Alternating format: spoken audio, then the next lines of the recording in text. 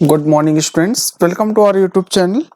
तो स्टूडेंट्स, आज हम लोग असाइनमेंट नंबर 4 का जो सेकेंड पार्ट है वर्क एनर्जी चैप्टर का, तो उसको जो है उसके जो रिमेनिंग क्वेश्चंस हैं उन क्वेश्चंस को हम लोग जो है आज की क्लास में कवर अप करेंगे, उनको सॉल्व करने का तरीका सीखेंगे। तो सबसे पहले क्वेश्चन नंबर 1 देखिए। A car weighing 1200 kg is uniformly accelerated from rest and covers a distance of 40 meter in 5 seconds. Calculate the work done by the engine of the car during the time. What is the final kinetic energy of the car? यानी कि आपके पास यहाँ पे क्या given है, mass given है car का 1200 kg और आपके पास डिस्टेंस दे रखा है यानी कि s is equal to 40 metre और टाइम आपके पास गिवन है 5 second. Calculate the work done यानी कि वर्क आपको कैलकुलेट करना है कि कितना वर्क डन कार करेगी इस टाइम में, इस पर्टिकुलर टाइम में।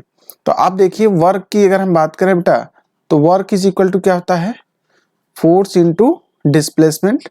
और फोर्स इनटू डिस्प्लेसमेंट यानी कि बट हमारे पास फोर्स नहीं है, लेकिन यहाँ पे हमारे पास एस एन टी है। एक्सीलरेटेड रेस्ट से एक्सीलरेट हो रहा है, मतलब इसकी इनिशियल स्पीड क्या होगी, 0 होगी। ठीक है, और 40 मिनट में इतना डिस्टेंस कवर कर रही है। इसका मतलब हमें सबसे पहले इसका एक्सीलरेशन, क्योंकि अगर हमें वर्क चाहिए तो work is equal to mass into acceleration into displacement चाहिए, बट यहाँ पे हमारे पास एक्सीलरेशन नहीं है। तो एक्सीलरेशन नहीं है तो हम लोग क्या कर सकते हैं, यहाँ पे देखिए a is equal to B minus U upon T, एक फार्मूला हमारे पास ये है, ये यूज कर सकते हैं। दूसरा एक्सीलरेशन के लिए हम लोग कौन सा फार्मूला यूज कर सकते हैं, s is equal to U T plus half A T square. ठीक है, तो अब यहाँ पे देखिए, यहाँ पे हमारे पास ये भी अननोन है, ये भी क्या है, अननोन है, और यहाँ पर एक्सीलरेशन भी अननोन है। तो दो अननोन है, तो इसका मतलब हम ये फार्मूला यूज नहीं कर सकते। हम कौन सा फार्मूला यूज करेंगे, ये वाला यूज करेंगे। यहाँ पे हमारे पास s मालूम है, u मालूम है, t मालूम है, तो यहाँ से क्या जाएगा, s कितना है 5, यहाँ पे सॉरी x s जो है यहाँ पे आपको दे रखा है दैट इज 40 मीटर। 40 u कितना है 0 इंटू टी कितना है 5 प्लस 1/2 a इंटू 5 स्क्वायर। तो यहाँ से क्या जाएगा 40 इज इक्वल टू 25 a/2। ठीक है, ये हो जाएगा आपका 80, ये इधर आएगा तो मल्टीप्लाई हो जाएगा। ठीक है, तो क्या जाएगा 40 इंटू 2 दैट इज 80, 25 a, तो एक्सीलरेशन आपका हो जाएगा 80/25। अब इस फार्मूले में आप पुट कर दीजिए, मास कितना है 1200 और एक्सीलरेशन 80/25 इंटू डिस्प्लेसमेंट कितना है 40, इसको आप सॉल्व कर लीजिए। 5 5 जा 5 8 जा और यहाँ से 5 16 जा, इसको सॉल्व कर लीजिए। 1200 इंटू 16 इंटू 8, ये आपका आंसर आ जाएगा। जो भी आएगा इसको सॉल्व करके यहाँ पर आप लिख लीजिए, this will be in joule, ये आंसर हो जाएगा। इसी तरह से आपके आप पूछा जा रहा है, calculate the work done by the engine of the car during this time, what is the final kinetic energy of the car. Final kinetic energy निकालनी है। तो अब देखिए वर्क एनर्जी थ्योरम के अकॉर्डिंग क्या होता है, work is equal to change in kinetic energy होती है, यानी कि 1/2m v square minus 1/2 m u square. तो यहाँ पे आपके पास है वर्क कितना 1200 into 16 into 8, this is equal to 1/2 m v square. Calculate the work done by the engine for car during this time, यानी कि वर्क डन आपको निकालना है। ये मिल गया, फाइनल काइनेटिक एनर्जी निकालनी है, माइनस 1/2 m, मास कितना है 1200 इंटू u क्या है 0, तो 0 का स्क्वायर, तो ये पोर्शन क्या हो गया 0, and this is final kinetic energy. So final kinetic energy आपकी क्या हो जाएगी, that is kinetic energy final आपकी हो जाएगी is equal to 1200 into 16 into 8। Same यही चीज आपकी फाइनल काइनेटिक एनर्जी भी हो जाएगी। ठीक है, नेक्स्ट क्वेश्चन है आपका, a heavy ball falls on a thick bed of wet sand from the different height 50 centimeter, 1 centimeter, 2 meter respectively, and the depression created in the wet stand are carefully measured। एक जो है thick bed है, ठीक है, wait sand है, यानी कि एक क्यारी है, भीगी हुई वैल्यू की एक क्यारी है, उसके अंदर जो है आपका कुछ इस तरह से आप ऐसे समझिए, ये है आपका एक सैंड है कुछ इस तरह से कि एक बेड की, और इसमें एक हैवी बॉल है। यहां से जब ये फॉल हुआ तो इसके अंदर ये डिप्रेशन क्रिएट किया, दैट इज दिस वन। ठीक है, कह रहा है कि wet extension from different height 50 centimetre पर, उसी तरह से 1 मीटर से जब ये आया, फिर उसी तरह से 2 मीटर से जब आया। ठीक है, कह रहा है and depression created in the wet sand are carefully measured, यानी कि ये डिप्रेशन जो है इसको मेजर किया गया। Which impression in the deepest and why, कौन सा इंप्रेशन जो है सबसे डीप होगा। तो अब देखिए डीपेस्ट यानी का मतलब यहां पर जब वो स्ट्राइक करेगा, यहां पे जब ये स्ट्राइक करेगा तो सबकी फाइनल वेलोसिटी हमें यहाँ पे मालूम होनी चाहिए। ठीक है, जिससे यहां पर आकर के इसकी वेलोसिटी 0 हो रही है, मतलब कि यहां पर केस फर्स्ट की अगर हम बात करें, केस फर्स्ट में यानी कि h की वैल्यू कितनी है 50 सेंटीमीटर, दैट इज 0.5 मीटर हो गया, और यहां पे u 0 हो जाएगा, और आपके पास टाइम मालूम नहीं है, g की वैल्यू हो जाएगी 10 ले लीजिए, 10 मीटर पर सेकेंड स्क्वायर ले लिया, तो आपके पास ug है, और ये चीजें हमको फाइंड करनी होगी v। तो यहां पे देखिए v क्या हो जाएगा, v इज इक्वल टू, या सिंपली हम लोग लिख सकते हैं v square is equal to u square plus 2gh, तो यहाँ पे u 0 हो गया, प्लस 2, g की वैल्यू 10, h की वैल्यू आपकी हो गई 0.5, ये हो जाएगा 1। ठीक है, तो v की वैल्यू हो जाएगी अंडर रूट, ये हो जाएगा आपका 10 and v is equal to under root 10 metre per second. ठीक है, अब इस केस में अगर हमारे पास क्या हो गया, अब ये यहाँ पे इनिशियल स्पीड होगी, फाइनल स्पीड इसकी 0, तो अब यहां से अगर हम s1 निकालना चाहें तो s1 इज इक्वल टू क्या आ जाएगा, अगेन यही फार्मूला हम यूज करेंगे, s1 is equal to v1 square, इसको हम लोग v1 कह दें, v1 स्क्वायर माइनस, या जो भी इसकी फाइनल वेलोसिटी होगी, सपोज इसको u1 कह दीजिए, this is equal to e1। ठीक है, और ये फाइनल वेलोसिटी सबकी 0 ही होनी है क्योंकि सब रेस्ट में आ रहे हैं, u1 स्क्वायर अपॉन 2 इंटू जी। तो यहाँ पे क्या जाएगा, देखिए हम इसका मतलब जो फ्रिक्शन है कह सकते हैं उसको हम लोग निगलेक्ट कर रहे हैं, सिर्फ ग्रेविटी की बात कर रहे हैं उसकी वजह से। तो यहाँ पे v स्क्वायर कितना है, 10 है,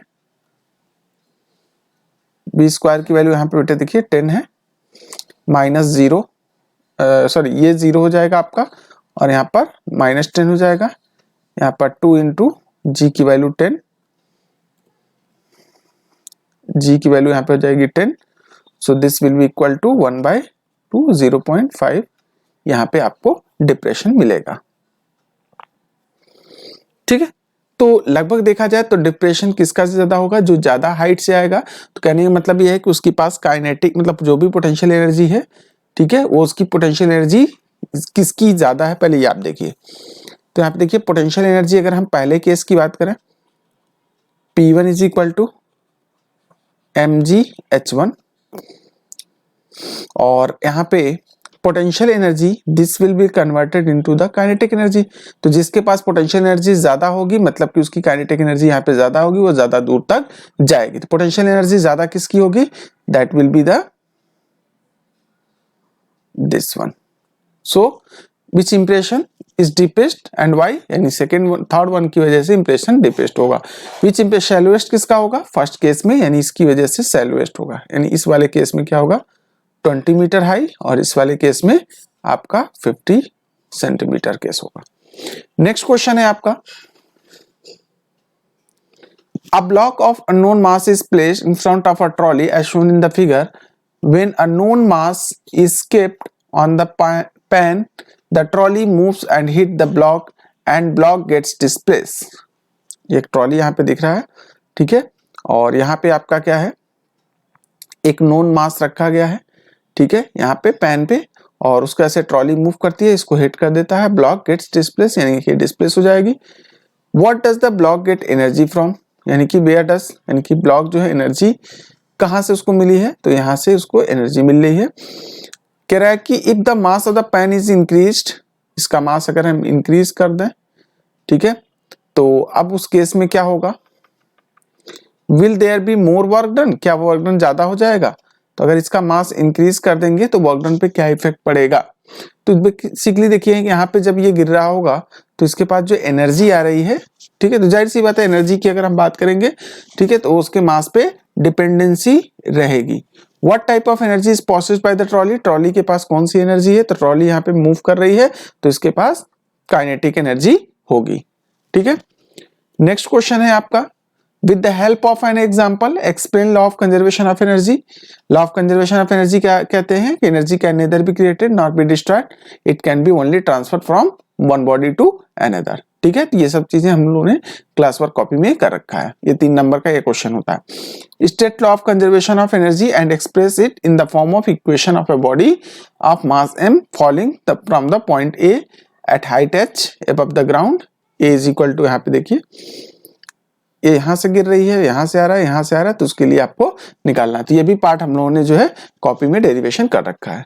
नेक्स्ट क्वेश्चन है, in a house 5 bulbs of 25 watt each are used for the 6 hours a day. Calculate the units of the electricity consumed in a month for 30 days. Also find the total expenditure of if 1 unit of electricity cost 1.5 rupees.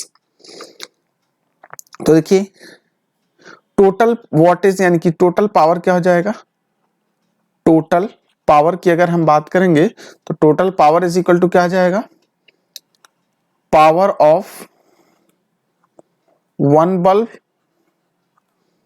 Into number of bulb. तो 1 bulb कितना है, मतलब power क्या है 25 what है और number of bulb कितने हैं 5, तो ये हो जाएगा 125 वॉट. ठीक है, अब कह रहा है कि each day are use for 6 hours, यानी कि अगर हम एनर्जी की बात करें तो एनर्जी इज इक्वल टू क्या जाएगा, पावर इंटू टाइम. यहाँ पे आपको पी मिल गया, पावर इंटू टाइम. पावर कितना है 125 वॉट, टाइम कितना है 6 आवर्स इन अ डे, एक दिन में 6 घंटे. तो आपको टोटल अगर हम टाइम की बात करें मतलब कि ये जो है इन 1 डे, और यही एनर्जी की अगर हम बात करें is equal to P into T into number of day की अगर हम बात कर लेंगे तो क्या जाएगा 125 वॉट इंटू 6 आवर इंटू 30, ये हो जाएगा for a month, for a month. ठीक है, तो अब यहां से हो जाएगा आपका 125 और ये हो जाएगा 125 इंटू 180 वॉट आवर. ठीक है, अगर हम इसको किलो वॉट आवर में कन्वर्ट करें तो क्या जाएगा 125 इंटू 180 अपॉन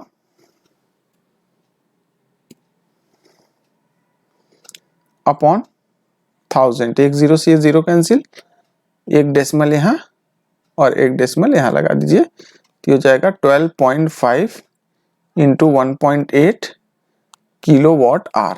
ठीक है, इसको आप मल्टीप्लाई करके आंसर यहाँ पे लिख लेंगे. ठीक है, तो इतना यूनिट हो जाएगा. ठीक है, since cost of 1 unit is equal to 1.5 rupees 1.5, so cost of 12.5 into 1.8 unit is equal to 1.5 into 12.5 into 1.8 कर लेंगे और सॉल्व करके यहाँ पे आंसर आ जाएगा। This will be the answer. ये कॉस्टिंग आपकी हो जाएगी। ठीक है, नेक्स्ट क्वेश्चन है define power, give its SI unit. तो पावर क्या था? Rate of doing work is called power. इसकी एसआई यूनिट क्या होती है? एसआई यूनिट पावर की क्या होती है? वॉट होती है, या फिर हम इसको लिख सकते हैं जूल पर second. A moving body of mass 20 kg has 40 joules of kinetic energy. Calculate its speed. यानी कि अब यहाँ पे देखिए सेकेंड पार्ट की अगर हम बात करें, सेकेंड पार्ट को हम लोग कैसे सॉल्व करेंगे। अब मूविंग बॉडी मास दे रखा है आपका 20 kg, एनर्जी या कौन सी एनर्जी यहाँ पे? काइनेटिक एनर्जी, वो दे रखा है 40 जूल। स्पीड निकालना है, क्या होगा, क्या जाएगा? Kinetic energy is equal to half mv square, और यहाँ पे this simplify 40 is equal to क्या जाएगा? 1/2। m की वैल्यू कितनी है? 20 v स्क्वायर, यहाँ से हो जाएगा 10, तो v square is equal to क्या जाएगा? एक जीरो से जीरो कैंसिल हो जाएगा, 4, तो v की वैल्यू हो जाएगी क्या? 2 मीटर पर सेकेंड। तो ये इसकी स्पीड हो गई 2 मीटर पर सेकेंड। इसी तरह से नेक्स्ट पार्ट की अगर हम बात करें, a person carrying a load of 20 kg climbs up 4 metre in 10 second, calculate the work done and his power. इसका वर्क डन और पावर कैलकुलेट आपको करना है। एक पर्सन है carrying a load of 20 kg, a person carrying a load of 20 kg मतलब कि उसका कह सकते हैं मास जो रखा है 20 kg है, 4 मीटर इन 10 यानी कि जो h है कितना है? 4 मीटर है, टाइम कितना है? 10 सेकेंड है, वर्क आपको कैलकुलेट करना है। Calculate the work done and his power, यानी कि उसका वर्क डन आपको बताना है। देखिए क्या कर सकते हैं, 20 kg का लोड लेकर के वो क्लाइम कर रहा है, कुछ इस तरह का सिचुएशन है। सपोज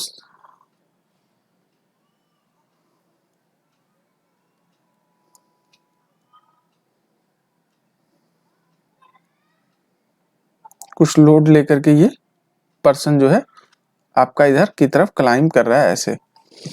ठीक है, तो अब इसके पास लोड 20 kg मतलब कि लोड की अगर हम बात करें बेटा, तो लोड डाउनवर्ड डायरेक्शन में, यानी इसका जो वेट है वो नीचे की तरफ काम कर रहा है, और ये जो है किधर जा रहा है? ऊपर की तरफ काम कर रहा है। Work done and his power, उसने कितना वर्क किया ये आपको कैलकुलेट करना है। तो यहाँ पे देखिए वर्क की अगर हम बात करें तो वर्क इज इक्वल टू क्या जाएगा? mgh। m कितना है यहाँ पे?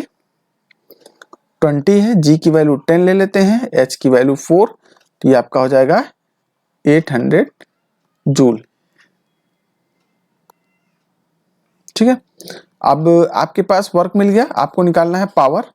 तो power is equal to work upon time, तो हो जाएगा 800 अपॉन 10 दैट इज 80 वॉट। तो ये इसका पावर हो जाएगा। नेक्स्ट क्वेश्चन है, a force applied on a body of mass 4 kg for 5 second changes its velocity from 10 metre per second to 20 metre per second. तो देखिए यहाँ पे मास दे रखा है 4 kg, टाइम आपका दे रखा है 5 सेकेंड, इनिशियल वेलोसिटी आपको दे रखी है 10 metre per second, final velocity इसकी दे रखी है 20 मीटर पर सेकेंड। पावर निकालना है, तो पावर इज इक्वल टू क्या जाएगा? Work upon time. वर्क को लिख सकते हैं क्या? Change in kinetic energy upon time लिख सकते हैं। चेंज इन काइनेटिक एनर्जी क्या जाएगा? Half mv square minus half mu square upon time हो जाएगा यहाँ से। तो ये देखिए 1/2 m कॉमन ले लेते हैं, यहाँ से हो जाएगा v square minus u square upon 2।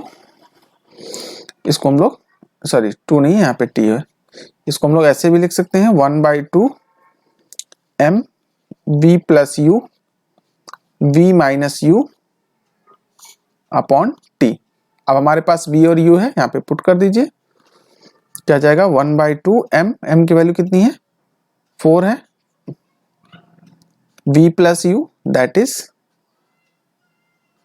10 plus 20 और यहाँ पे 20 माइनस 10 अपॉन टाइम कितना है, यहाँ पे देखिए ये 20 है आपका और ये 10 है, टाइम कितना है 5 सेकेंड और यहाँ पे ये इंटू, तो ये हो जाएगा 2 into 20 plus 10 that is 30, 20 minus 10 that is 10 upon 5, 5 6 जा 30, 12 इंटू 10 ये हो जाएगा 120 वॉट, तो इसकी पावर आ गई 120 what, this will be the answer. Next question, calculate the electricity bill amount for a month of April if 4 bulbs of 40 what. तो देखिए इस तरह का क्वेश्चन अभी हम लोगों ने पीछे किया है, तो यहाँ पे देखिए अप्रैल की बात कर रहे हैं, अप्रैल में डेज कितने होते हैं 30 डेज, ठीक है। अब टोटल कंजम्पशन की बात करेंगे, total power of bulb is equal to 4 into 40, एक बल्ब की पावर 40 वॉट है तो 4 बल्ब है तो कितना हो जाएगा 160 वॉट। इसी तरह से टोटल पावर ऑफ, यहाँ पे बल्ब लग रहे हैं 5 आवर्स के लिए, 4 ट्यूबलाइट्स हैं तो ट्यूबलाइट की पावर क्या हो जाएगी, ट्यूबलाइट इसकी पावर कितनी है 4 ट्यूबलाइट है 60 वॉट्स की, तो हो जाएगा 240 वॉट आपके ट्यूबलाइट का पावर हो गया। अब यहाँ पे टोटल पावर ऑफ टीवी, एक ही टीवी है तो इसका मतलब ये हो जाएगा आपका 100 वॉट, ठीक है। टोटल पावर की अगर हम बात करें, total power of washing machine, washing machine की अगर हम बात करें बेटा तो ये कितना हो जाएगा 400 वॉट, एक ही वॉशिंग मशीन है। अब पर डे यानी कि पर डे एनर्जी कंजम्पशन की बात करें, यहाँ पे energy consumption per day, energy consumption per day, energy consumption per day is equal to,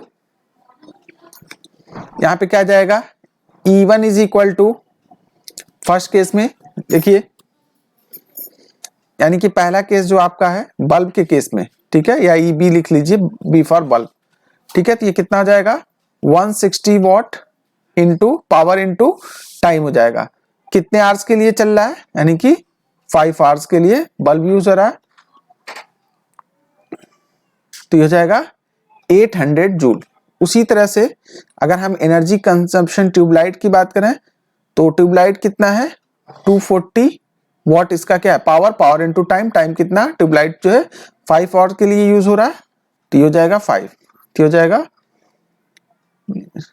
5 4 जा 20, 5 2 जा 10 और ये 1200 जूल, ठीक है। उसी तरह से एनर्जी कंजम्पशन हम अगर टीवी की बात करें, टीवी के लिए क्या जाएगा 100 इंटू टीवी कितने देर के लिए 6 आवर्स के लिए, तो हो जाएगा 600 joule. Energy consumption washing machine की अगर हम बात करें तो वॉशिंग मशीन यानी कि EW वॉशिंग मशीन के लिए कितना है बेटा, यहाँ पे देखिए 400 वॉट का वॉशिंग मशीन है, 3 आवर के लिए यूज हो रहा है तो क्या जाएगा 400 into 3, this is equal to 1200 joule. Total energy consumption की अगर हम बात करें, टोटल एनर्जी की बात करेंगे तो ये क्या जाएगा T फॉर टोटल एनर्जी, सबको ऐड कर लेंगे 800 प्लस 1200 प्लस 600 प्लस 1200, इसको ऐड करिए तो क्या जाएगा यहाँ पे 2000, 1800 दैट इज 3800 जूल लिखे हैं, या फिर वॉट सेकेंड लिखा जा सकता है। ठीक है, सॉरी वॉट आवर, आर में दे रखा है तो जूल यहाँ पे नहीं लेंगे, देखिए आवर में दे रखा है तो जूल नहीं लिखेंगे क्योंकि सेकेंड होना चाहिए जूल में लिखने के लिए। तो यहाँ पे वॉट आवर लिख सकते हैं, यहाँ पर भी वॉट आवर लिख लेंगे, यहाँ पर भी वॉट आवर और यहाँ पर भी वॉट आवर। तो ये आपका हो जाएगा, इसको सीधे हम इसको कट कर दे रहे हैं, क्या जाएगा 3800 वॉट आवर। ठीक है, ये एक दिन का कंजम्पशन इतना हो रहा है। तो अगर हम बात करें for 30 days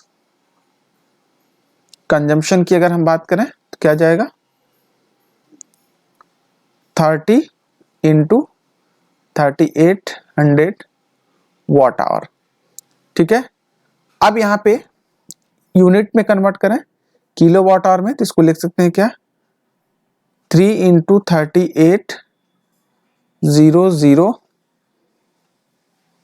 kilo watt hour upon 1000। तो ये जीरो कैंसिल हो जाएगा, तो ये आ जाएगा 3 into 38 kilo watt hour.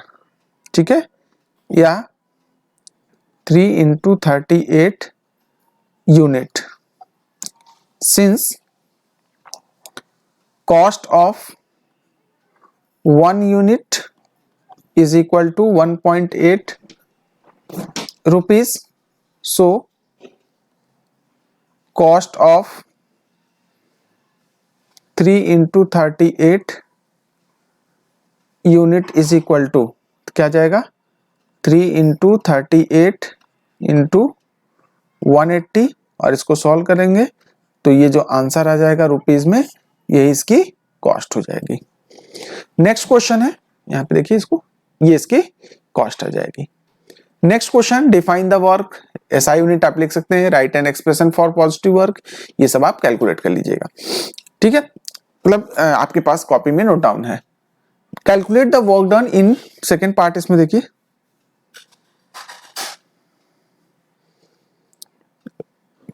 Second part की अगर हम बात करें, work done in pushing a cart through a distance of 50 metre against a force of friction equal to 250 newton, यानी कि आपके पास फोर्स दे रखा है 250 न्यूटन, डिस्प्लेसमेंट कितना है 50 मीटर, तो वर्क इज इक्वल टू क्या जाएगा फोर्स इंटू डिस्प्लेसमेंट। अब यहाँ पे क्या जाएगा 250 इंटू 50 12500 जूल, ये आपका वर्क आ जाएगा। Also state the type of work, किस तरह का ये वर्क होगा, तो यहाँ पे देखिए ये जो वर्क होगा वो कैसा होगा, नेगेटिव होगा क्योंकि फ्रिक्शन फोर्स के अगेंस्ट हो रहा है। थर्ड पार्ट का आंसर देखिए, Sarita lives on third floor of a building of height 15 metre, she carries her school bag weighing 5.2 kg from ground to her house, find the amount of work done by her, identify the force against the which she was done work, कितना work उसने किया।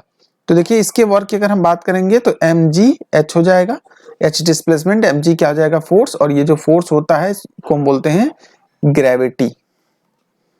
ठीक है, तो gravity के against वो काम करेगी, यानी कि यहाँ पे m कितना है 5.2, g की वैल्यू 10 लेनी है, h की वैल्यू यहाँ पे आपको h की वैल्यू दे रखी है 15, तो हो जाएगा आपका 15 इंटू 5.2 दैट इज 52 हो जाएगा, 3780 जूल इसको वर्क करना पड़ेगा। तो ये वर्क किसके अगेंस्ट करना पड़ रहा है, ग्रेविटी के अगेंस्ट करना पड़ रहा है। Next question, derive an expression for kinetic energy passes by an object of mass m moving with a velocity v, also state SI unit of kinetic energy. तो ये क्वेश्चन आपका जो है पूरा ये डेरिवेशन पूरा कॉन्सेप्ट ये 5 मार्क्स का एग्जाम के लिए इंपॉर्टेंट होता है। ठीक है, और ये पूरा जो है हमने आपके कॉपी में करा रखा है। ठीक है, तो इसको वहां से आप लोग नोट डाउन कर लीजिए। ठीक है, तो आज के लिए फिलहाल इतना ही, बाकी चीजें हम लोग नेक्स्ट क्लास में कवर करेंगे, यानी कि आपके रिमेनिंग जो क्वेश्चन है इस असाइनमेंट के वो नेक्स्ट क्लास में कवर करेंगे। Thank you, have a nice day.